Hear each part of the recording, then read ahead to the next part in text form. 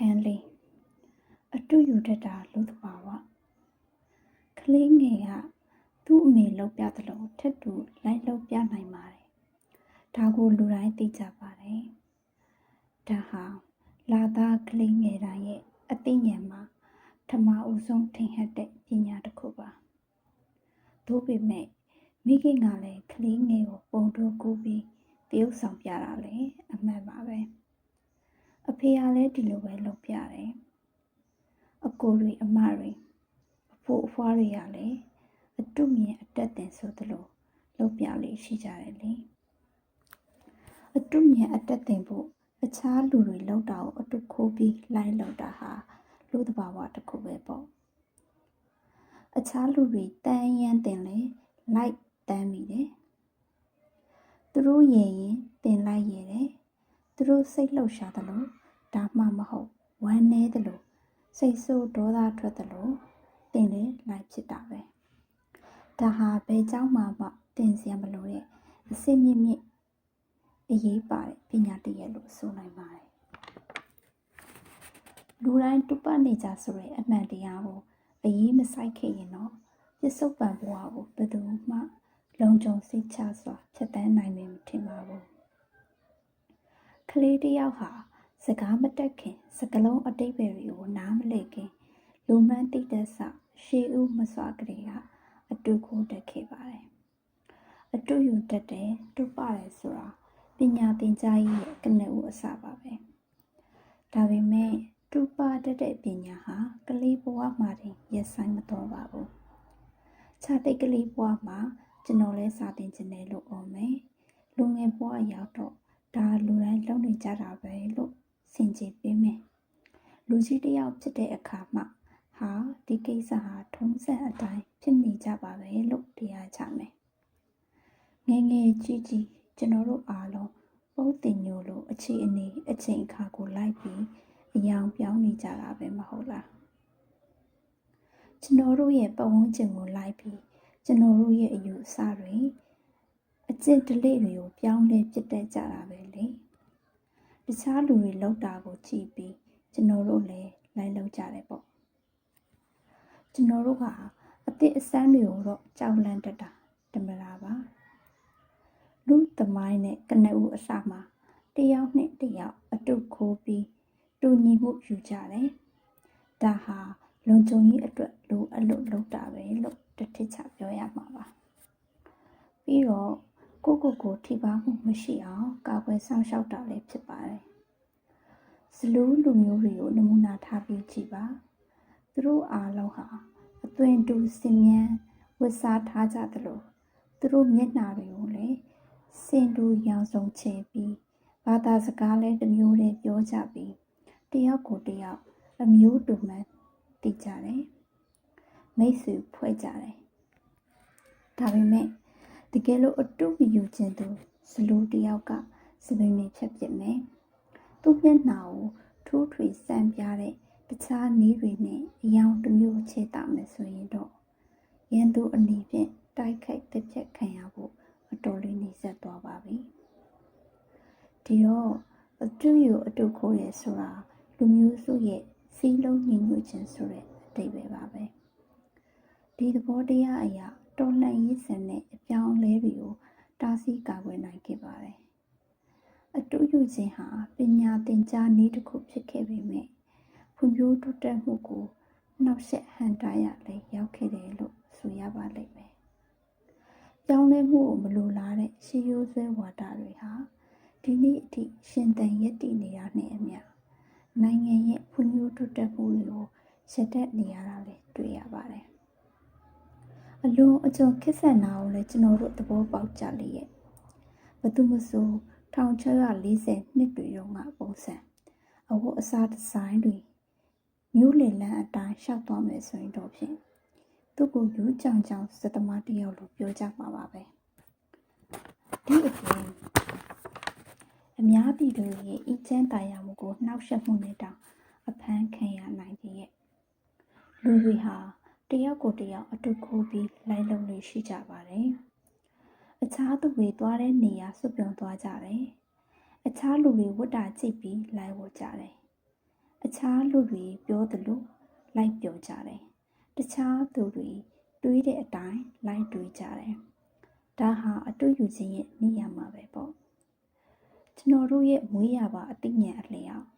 လူစိမ်းတွေကိုမကြိုက်ဘူးစိတ်ကူးစိတ်တမ်းအသစ်အကြံတစ်တွေကိုလွယ်လွယ်နဲ့လက်မခံခြင်းကြဘူးအကျဉ်တလိအသစ်အစမ်းတွေကိုမနှစ်သက်ကြဘူးဒါကြောင့်အများနဲ့မတူခြားနာအောင်အမြင်ထူးဆန်းတဲ့ဘယ်အဖွားကြီးကိုမဆိုစိုးမလို့ယူဆိုပြီးတက်ပြစ်တတ်ကြတယ်ကျွန်တော်တို့ရဲ့ဘာသာရေးဓလေ့ထုံတမ်းတွေအစဉ်အလာအတိုင်းမလိုက်နာတဲ့လူတွေကိုကားစင်တင်မိရှုပစ်ခဲ့ကြတယ်ဘာမဆိုအသစ်ထွင်သူတိုင်းဟာအမြင်တွေ့ရတာပါပဲ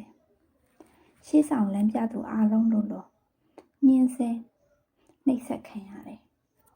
အချို့ဆိုရင်အာဇာနည်အဖြစ်အသက်တောင်ဆုံးသွားရပြီးတချို့ကြတော့ဗန်ကျွေးသိမ်းခံရအရာကကုန်းကောက်စရာမရှိအောင်စင်ရင်မွေးတွေသွားရတာကလားအင်ဒရူးကနယ်ကြီးတစ်ခါကပေးပြီးပြင်းပြင်းပြောခဲ့မှုတဲ့စကားနဲ့ဆိုရင်ဥဆောင်လမ်းထွင်ပြီးသူမှတ်ရင်တန်ရာတန်ကြီးမရတဲ့အပြင်အနစ်နာခံရတာကြီးပါပဲအများပြည်သူရဲ့ထင်မြင်ယူဆချက်ဟာညီညာညာတတန်တဲ့အမြဲထွက်ခဲ့ကြပါတယ်ဒီလိုနဲ့အီဂျစ်နိုင်ငံဟာရှေ့ဆောင်တီထွင်မှုမှန်သမျှကိုတာမြစ်ခေမိယာကကြောက်တုံးတွေကြီးကြံခဲ့တဲ့ကြောက်ခစ်ကိုပြန်ရောက်သွားပါတယ်ရောမကတော့ပြည်သူအတန်ကိုစိတ်ရှည်တီးခံပြီးနားဆွင့်ပေးခဲ့လို့သူခေတ်ဒုက္ခလျောက်တိုးတက်မှုတွေရခဲ့တယ်ဆိုရမယ်ဒီနေ့ဗြိတိရှပိုင်တဲ့နယ်ပယ်တွေအတွင်းမှာလည်း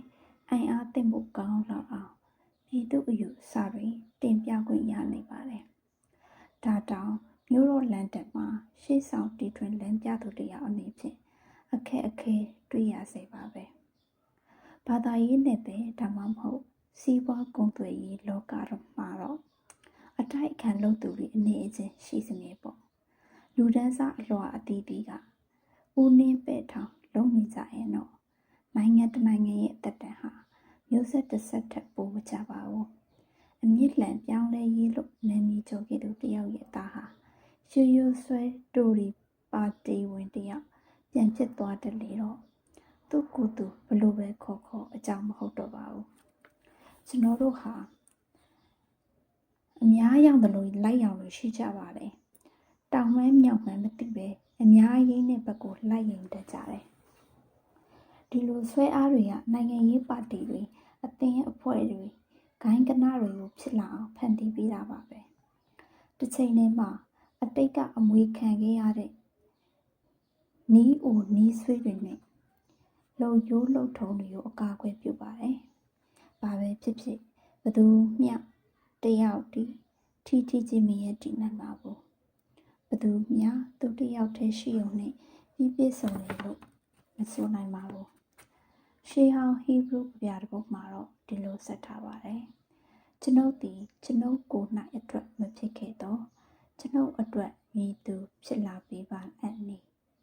ဒိုးလင့်ကစားကျွန်ုပ်သည်ကျွန်ုပ်ကိုယ်အတွက်မဖြစ်ခဲ့ပါမူကားကျွန်ုပ်မည်သူဖြစ်ပါလိမ့်ဆိုလိုရင်းကတော့အများနဲ့မဆန့်ကျင်ပဲကိုယ်ကံကြမ္မာကိုဖန်တီးဖို့လှုံ့ဆော်ထားတာပါတနည်းလူပတ်ဝန်းကျင်နဲ့လိုက်လျောညီထွေအစဉ်ပြေအောင်နေထိုင်ပြီးအောင်မြင်တိုးတက်မှုကိုရယူရမယ်ဆိုတော့ဒီတော့အတူယူတယ်ဆိုတဲ့စကားကိုပဲအစပြန်ကောက်ကြရပါတော့မယ်ပြားမွေးသူတွေရဲ့စကားနဲ့ပြောရင်တော့ပြားအောင်စိတ်တပေါ့ပြားတွေဟာတစိတ်တဝမ်းတလက်ညီစုပေါင်းလှုပ်ဆောင်ကြရကပြားအောင်ကြီးကိုတိဆောက်မိကြတာပဲမဟုတ်လားဒါကိုပဲနိုင်ငံရေးနဲ့ပဲမှာမျိုးချစ်စိတ်နိုင်ငံချစ်စိတ်ရဲ့အင်္ဂါရက်တစ်ခုလို့ခေါ်ကြပြန်ပါတယ်အလားတူအိမ်တအိမ်ကိုပျော်ရွှင်ချမ်းမြေ့တဲ့တိရိကေဟာဖြစ်ရေးလုပ်ငန်းတစ်ခုအောင်မြင်ဖြစ်ထွန်းရေးနိုင်ငံရဲ့အချုပ်အခြာအာဏာကိုရယူရေးတွေမှာညီညွတ်မှုစိတ်ဓာတ်တွေကိုပဲအသုံးချရတာဖြစ်ပါတယ်ပေါင်းစည်းညီညွတ်မှုဆိုတာအတူယူခြင်းရဲ့အသည့်အပွင့်တွေလို့ဆိုရမှာပဲပေါ့အေယာမလူတို့စီဝူပွဲကြီးရဲ့ကြရရိုက်မှုကိုကျွန်တော်တို့အားလုံးမကြုံဘူးကြပေလား ထောင်သောင်းချီတဲ့လူတွေဟာပြန်တူရင်မောကြဩဝါလက်ခုပ်တန်တွေပေးကြရေးရနဲ့စိတ်တက်နဲ့အတွေးအခေါ်တွေတသားတည်းကျသွားရာကရင်ခုန်လှိုင်းတွေထန်သွားကြတာတွေ့ရပါလိမ့်မယ်စိတ်တူကိုယ်တူသဘောထားတူကြတဲ့လူအုပ်ကြီးဟာသူ့အလိုလိုပျော်မျိုးနေကြတာပဲပေါ့ကြီးမြတ်တဲ့ခေါင်းဆောင်ဒါမှမဟုတ်ဟောပြောရေးသမားရဲ့စကားဩစာလွှမ်းမိုးမှုအောက်မှာသူတို့ဟာတယောက်တည်းသောလူအဖြစ်ပေါင်းစည်းသွားကြတာပါပဲဒီလိုနဲ့သူတို့ရဲ့အသိတရားတွေပုံမမြင်မာလာပြီးစိတ်တက်ကြွကြရောတိကျကွဲပြားနေတဲ့အုပ်စုလေးတွေချင်းချင်းပေါင်းစည်းမိတဲ့နောက်တော့သွေးကြွနေတဲ့အေယာမလူအုပ်ကြီးဖြစ်သွားပါတော့တယ်ဒါဟာနေရတကာမှာအမြဲပြောဟောနေတဲ့လူဟာဦးဆောင်ဆရာကြီးဖြစ်သွားရတဲ့အကြောင်းရင်းပါပဲတင့်အနေဖြင့်တင့်ကုမ္ပဏီမှာ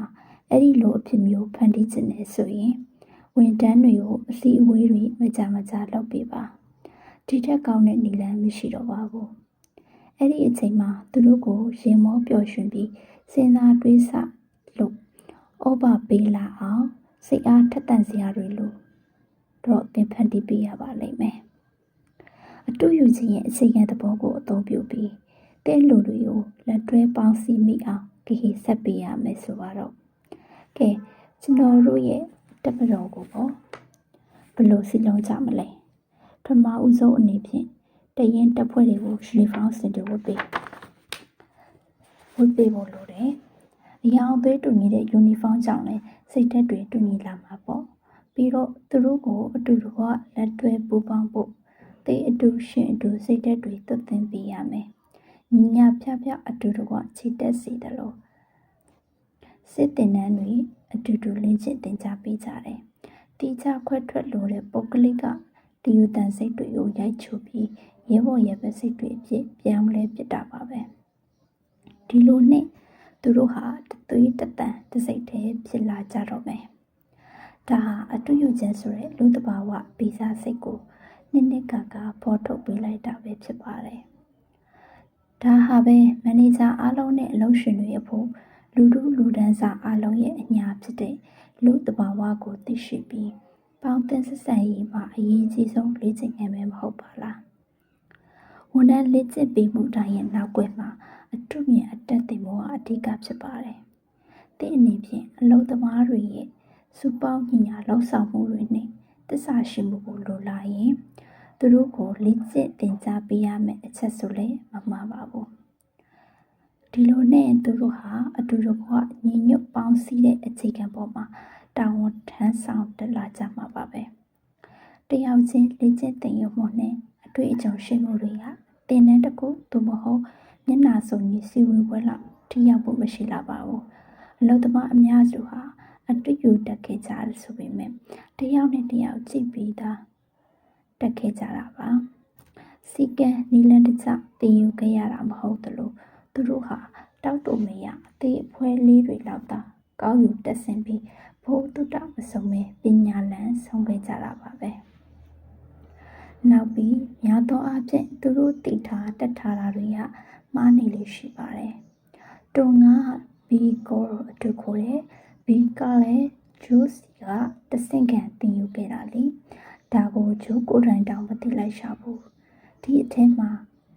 ချွေးရင်းချက်တွေပါလာတယ်။တယောက်မှားတာကိုမှားမဲမသိပဲအမှန်တင်ပြီးအတူယူခဲ့ကြရကလုပ်ငန်းခွင်တစ်ခုလုံးမှာမှတ်ကုန်ကြတော့တာပါပဲ။အခုလိုအတူယူမှာလုံးရမှာတဲ့ဒလေးစုကိုမျိုးဆက်အစဉ်လက်ဆင့်ကမ်းခဲ့ကြရကအမှားတွေဆွဲလာတဲ့အဖြစ်အတူခိုးမှုကိုအကြောင်းတင်အကျိုးတင်မဟုတ်ပဲရန်တမ်းလုပ်ခဲ့မိတဲ့ရလဒ်ကတော့စိတ်ယုံတွေကိုအကြီးအကျယ်ထိခိုက်နစ်နာစေပါတယ်။ကုန်ကျစရိတ်တွေအဆမတန်တက်လာမယ်။လောက်ခတွေလျော့နေသွားမယ်။အမျက်အစွန်းတွေမကျန်တော့ဘူး။ဒီတော့အတူခိုးတဲ့အကြောင်းဟာလက်တွေ့ကြတဲ့ကိစ္စမဟုတ်ပါဘူးလို့ဘယ်သူမှတအံ့မပြောနိုင်ဘူးလို့ဆိုချင်ပါတယ်။ရောင်ရည်ဝယ်တာပြဿနာတွေမှလိုပဲတနိုင်ငံလုံးရဲ့အလေးအထားတွေကိုပုံသွင်းရမှာအတွေ့အမှုရဲ့စွမ်းအားကိုအသုံးချဖို့အခြေအနေအရရက်ကအတင်းတွန်းပို့နေပါတယ်။လူတိုင်းသူတို့နဲ့တင်းလျော်တဲ့ပစ္စည်းကောင်းတဲ့ပစ္စည်းကို မမှန်ကန်ကန်လိုချင်ကြပါတယ်။ဒါဟာဖြစ်လေဖြစ်ထားရှိတဲ့ထုံးစံပါပဲ။ပစ္စည်းတစ်ခုဟာဘယ်နည်းနဲ့မှန်ကန်တဲ့ဈေးကွက်ပေါ်ရောက်လာပြီးဆုံးခဲ့ရပါသလဲ။ကြော်ညာကောင်းလို့လားအယောင်သမားကျွမ်းလို့လားအကောင်းဆုံးဆိုင်ကြီးတွေပေါ်တင်ရောက်လို့လားနာမည်ကျော်လူကုန်တန်းတွေလူချမ်းသာတွေကဝယ်သုံးလို့လားပစ္စည်းမှန်ဈေးမှန်ပြီးအရှိအသွေးတွေကောင်းလို့လားအကြောင်းမျိုးရှိတာမှပြောလို့မကုန်နိုင်အောင်ပါပဲလူတဘာဝထဲမှာအထူးယူတတ်တဲ့အသိစိတ်ဓာတ်တနည်းနှိုင်းရှင်စံထားတဲ့ပညာသာမရှိရင်ကြော်ညာလုပ်ငန်းစားတဲ့အသက်အမိုးရန်ကြောင့်ဟုတ်တစ်ခုလုံးထမင်းငတ်ကုန်ကြမှာကျင်းတည်ပါတယ်စီးပွားရေးလုပ်ငန်းရှင်တယောက်အဖို့ကြော်ညာဆိုတော့တကူထွားသလောက်အသက်တမျှအရေးကြီးတယ်ဆိုတဲ့အချက်ကလူတိုင်းအတူယူကြမှုနဲ့ပတ်သက်တဲ့မိကွန်းအားလုံးကအဖြေထုတ်ပြလိုက်တာပဲပေါ့ကျွန်တော်တို့ဟာတကူတော့စွမ်းသားကန်လုပ်တဲ့တိမ်ငတ်တို့လီးယုံတို့နဲ့မတူပါဘူးကျွန်တော်တို့ဟာလူသားတွေပြီးသူတွေလိုပဲအုပ်သိမ်းဖွဲ့ပြီးနေကြတာပါဒီတော့တယောက်ဥဆောင်ရာတယောက်လိုက်ပြီးစားလေရာသွားလေရာမှာအတူတူတက်ကြတယ်ဆိုပါတော့တစ်မှာရောင်းစရာပစ္စည်းအသစ်တစ်ခုသို့မဟုတ်စိတ်ကူးတစ်အကြံဉာဏ်တစ်တစ်ခုလက်ကင်ရှိထားပြီဆိုရင်အဲ့ဒါကိုလုံးဝအသစ်ဆန်းမှာလို့မချင်ညာလိုက်ပါနဲ့အကြံပြပြောရရင်လူတွေဟာအသစ်အဆန်းကိုယွန်းတွတ်အသစ်အဆန်းဆိုပြီးသူကိုယ်တိုင်လက်တွေ့စမ်းသပ်ခံရမှာကိုမလိုလားဘူးသူ့အနေဖြင့်တခြားသူတွေဘာလုပ်မလဲဆိုတာအခက်အခဲစောင့်ကြည့်ပြီးမှအများနည်းတူလိုက်ရောင်ရတာကိုပိုသဘောကျလို့ပါပဲအင်္ဂလန်အပြင်ဘက်ကတခြားနိုင်ငံတွေမှာတယ်လီဖုန်းပေါ်ကားစားကတိတ်ပံကစားစရာဆိုပြီးလောင်ပြောင်းခဲ့ကြပူပါတဲ့တရားသူကြီးတယောက်ကလည်းဘူးမသိဘာမသိနဲ့အဲ့ဒါဂျင်းနှံပို့ဆက်လို့ရမ်းတုတ်ခဲ့တဲ့အထိဖြစ်ခဲ့ပါတယ်နောက်ပိုင်းကျမှဒါလက်တွေ့အသုံးချတဲ့အဖိုးတန်ပစ္စည်းပဲလို့လူတွေကစဉ်းစားမိပြီးတဖြည်းဖြည်းလက်ခံလာကြတာပါတင်ဟာပင်မူလရှိရင်ဆွဲတဘာဝကိုဖတ်တွေ့ထားမယ်ဆိုရင်လူတွေကတင်ကိုကြောတက်သွားပါလိမ့်မယ်တင်ခနောက်ကျကြံခဲ့ရကောင်းလားဆိုပြီးဂဲနင်တောင်ဝိုင်းပေါက်ချလိုက်အောင်မယ်တကယ်လို့တင်ဟာပကြီးစရာဒါမှမဟုတ်ကြပြားစရာဒါမှမဟုတ်တီးထွင်းသူတယောက်ဖြစ်တယ်လို့ကြောကြမှုကိုလွန်ကျင်နေဆိုရင်ဒီကိစ္စဟာတင်တည်သွားရင်ပြီးတာပါပဲတည်သွားတဲ့နောက်ဆိုလဲဘာမှပြဿနာရှိမှာမဟုတ်ပါဘူးဒါပေမဲ့ကြောကြမှုနဲ့အတူငွေလဲရလို့လဲဆိုရင်တော့လူတွေနဲ့အဆင်ပြေဖို့တင်းပင်ကိုစင်ရိုက်တွေကိုအဝင်ကွင်ကြပြုပြင်ပြောင်းလဲဖို့လိုပါတယ်ကျွန်တော်စိတ်အထင်အကောင်းဆုံးနည်းရတော့အမှုပညာသမားတွေရောစိတ်ရောလုပ်ငန်းရှင်တွေပါအဟောင်းထဲမှာအသစ်အဆန်းနဲ့ရောပေးဖို့ပါပဲနီလန်ဟောင်းတွင်စင်ကထွင်ဆိုသလိုပဲပေါ့ကဘာပေါ်မှာလူကြိတ်အများဆုံးတစ်ချိန်ကဘယ်တစ်ချိန်မှလဲ Home Sweet Home ဆိုတဲ့တရိကေဟာတစ်ချိန်ပဲမဟုတ်လားထက်တလဲလဲဒီမုတ်တီဆိုနေကြတာပဲလေဒါမှမဟုတ်တင်းသမီးလေးကိုဝတ်စုံတလေးဆင်ပေးလိုက်တာတဲ့ဘယ်ရှုကင်းကပိုးလောက်မှလဲဒါမှမဟုတ်အုတ်တို့အစ်စ်ချွတ်ဆောင်ထားတဲ့တစ်ချစ်သူရဲ့မျက်နှာပဲဖြစ်မှာပေါ့အဟောင်းနဲ့အစ်စ်ပေါင်းဆက်လိုက်ပါဒါဟာတော်လိုင်းရေးမလုပ်ဖဲရလာမဲ့ဖွံ့ဖြိုးတိုးတက်မှုရဲ့လျှို့ဝှက်ချက်ပါပဲဒါဟာကျွန်တော်တို့ရဲ့ဗြိတိရှသမိုင်းလေးဖြစ်ပါတယ်ဒီနည်းအားဖြင့်စီးပွားရေးလုပ်ငန်းထူထောင်မှုနဲ့အင်ပါယာချက်တွင်မှုတွေကိုအောင်မြင်ခဲ့တဲ့တာရကတွေရှိခဲ့ပြီးသားအတူယူခြင်းရဲ့စွမ်းအင်တကူဖြင့်ငြိမ်းချမ်းရေးကိုရှုပါသူကိုဥပိ္ပခမပြုလိုက်ပါနဲ့သုံးပြအောင်အသုံးပြုပါအဲဒီကချမ်းသာခြင်းရဲ့ချမ်းသာအောင်လည်းလုပ်ပေးနိုင်ပါတယ်ဘယ်သူမှအရင်ကမူလား original တွေမဟုတ်ပါဘူးဟုတ်တယ်လို့ထင်ရင်လည်းဒုက္ခတွေ့ရုံအပြင်အကျိုးထူမှာမဟုတ်ပဲအဲ့ဒီလူကိုယ်တိုင်ဘိုးဘွားပြပင်မိဘအစဉ်အဆက်ကပေါက်ဖွာလာတဲ့တရားသာဖြစ်ပြီးသူကိုယ်သူအဲ့ဒီမျိုးရိုးကအလုတ်ရုံးထွက်ချင်လို့မရနိုင်ပါဘူးမျိုးရိုးအစဉ်အဆက်ချမှတ်ကျင့်ဆောင်ခဲ့ကြတဲ့အတွေ့အခေါ်အကြံအစီတွေဇာတိမျိုးရွာတွေ အသက်မွေးတဲ့လုပ်ငန်းမိသားစုရဲ့အရေးကလွတ်မယ်မထင်ပါနဲ့ဒါဆိုရင်ကောသင်မှာဘာကြံအောင်မှလဲလွတ်လပ်တဲ့လူရှိမယ်ဆိုရင်တောင်အင်မတန်နေပါလိမ့်မယ်